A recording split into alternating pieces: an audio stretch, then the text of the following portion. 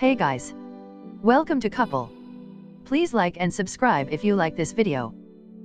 What started out as a joyful reunion of a young woman with her birth parents soon turned sour, then shocking, and finally deadly.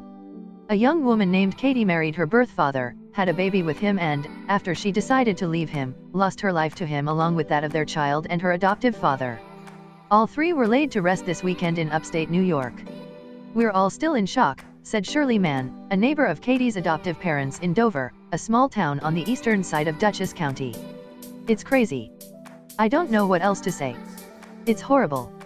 Katie, whose last name was Fusco at the time, had no idea before she moved in with Stephen Plattel and his wife in August 2016 that he had an explosive temper, a history of abusive behavior and owned at least 4 guns.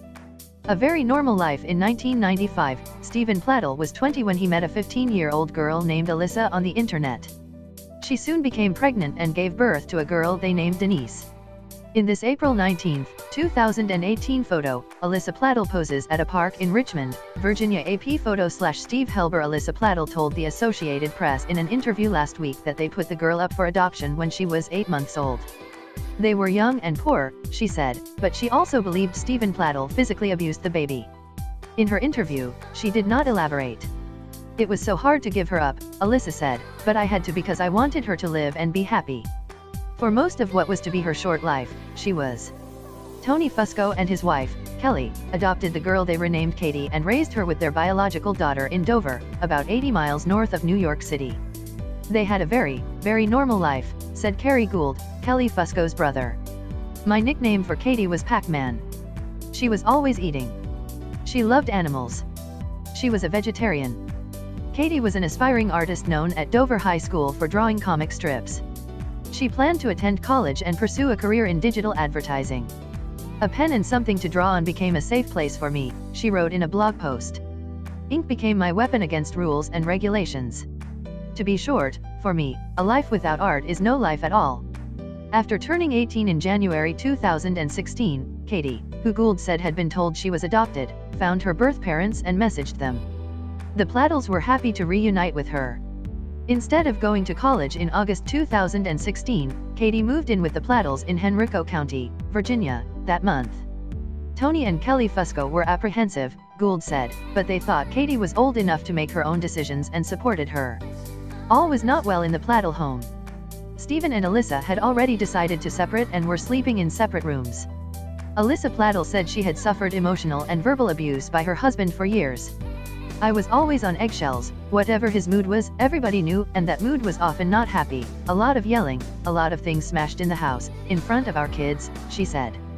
Alyssa Plattel told Katie privately that Stephen Plattel had abused her as a baby and that a major reason for the adoption was her own safety. Katie, according to Alyssa, didn't appear to be concerned. "We're in love." Stephen Plattel's behavior changed after he met Katie, Alyssa Plattel said.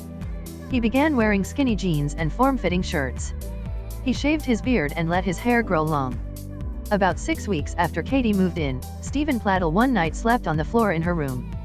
This September 2016 photo provided by Alyssa Plattel shows Katie Plattel in Richmond, Virginia. AP It immediately concerned Alyssa. After he did it again the next night, she confronted him. He said it was none of her business and stormed out of the house with Katie. Alyssa Plattel finally moved out in November 2016, and she shared custody of the 2 children with Stephen Plattel. In May 2017, she learned from her 11-year-old daughter's journal of the incestuous relationship and Katie's pregnancy. Her daughter wrote that she and her sister were told by Stephen Plattel to refer to Katie as their stepmother. "I started to become hysterical, and I called him," she said. "I said, 'Is Katie pregnant with your baby?' He just said, 'I thought you knew. We're in love.' I started screaming," she said. "I was just cursing him out. 'How could you? You're sick. She's a child.' Then she called the police." Incest charges on July 20, 2017, 2 months after his divorce from Alyssa was finalized and amid the police investigation, Stephen Plattel married Katie in Parkton, Maryland. They lied on their application, saying they were unrelated, according to records. Katie's adoptive parents posed for a photo on the wedding day along with Stephen, Katie, and Stephen's mother. Katie wears a short black dress.